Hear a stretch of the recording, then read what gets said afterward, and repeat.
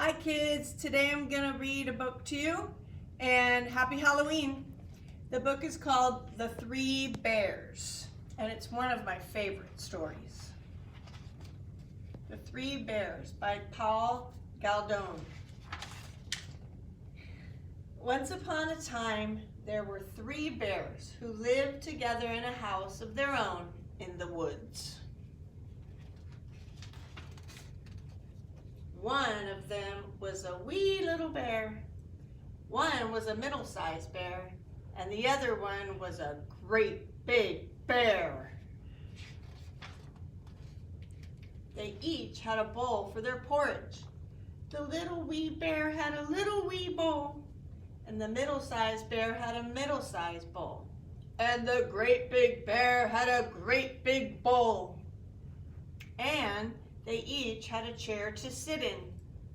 The little wee bear had a little wee chair, and the middle-sized bear had a middle-sized chair, and the great big bear had a great big chair. And they each had a bed to sleep in.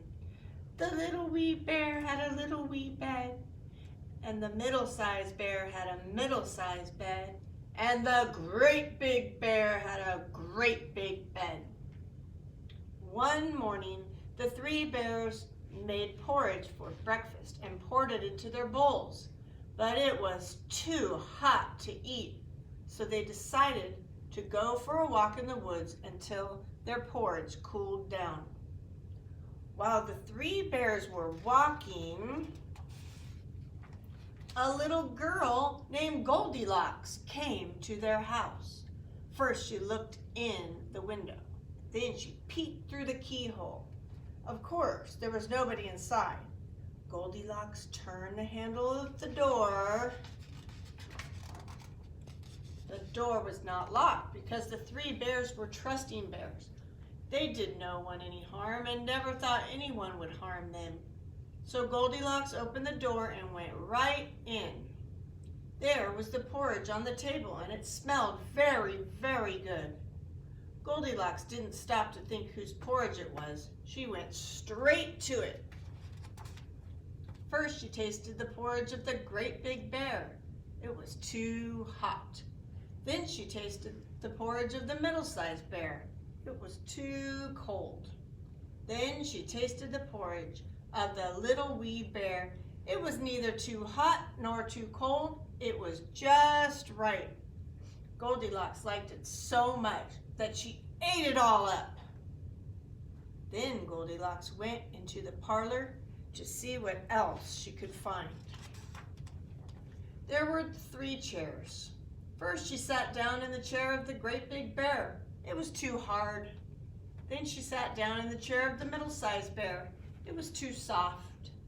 Then she sat down in the chair of the little wee bear. It was neither too hard nor too soft. It was just right. Goldilocks liked it so much that she rocked and rocked. The bottom of the chair fell out. Down she went, plump onto the floor. Goldilocks then went into the bedroom where the three bears slept. First, she lay down upon the bed of the great big bear. It was too high at the head for her. Then she lay down upon the bed of the middle-sized bear. It was too high at the foot for her. Then she lay down upon the bed of the little wee bear. It was neither too high or too low. It was just right. Goldilocks liked it so much that she covered herself up and went fast asleep. By this time, the three bears thought their porridge would be cool enough, so they came home for breakfast. Goldilocks had left the spoon of the great big bear in his porridge bowl. He noticed it first thing. "Somebody has been tasting my porridge," said the great big bear in his great big voice. "Somebody has been tasting my porridge," said the middle-sized bear in her middle-sized voice. Then the little wee bear looked at his bowl. "Somebody's been tasting my porridge and ate it all up," cried the wee little bear in his wee little voice. The three bears then went into the parlor. Goldilocks had left the cushion crooked in the chair of the great big bear. He noticed it first thing. "Somebody has been sitting in my chair," said the great big bear in his great big voice. "Somebody has been sitting in my chair," said the middle-sized bear in her middle-sized voice. Then the little wee bear looked at his chair. "Somebody has been sitting in my chair and sat right through it," cried the little wee bear in his little wee voice. The three bears went into the bedroom. Goldilocks had pulled the pillow of the great big bear out of place. He noticed it first thing.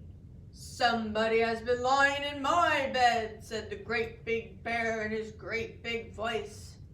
"Somebody has been lying in my bed," said the middle bear in her middle-sized voice. Then the little wee bear looked at his bed. "Somebody has been lying in my bed, and here she is," cried the little wee bear in his little wee voice. This woke Goldilocks up at once. There were the three bears all staring at her. Goldilocks was so frightened that she tumbled out of bed and ran to the open window.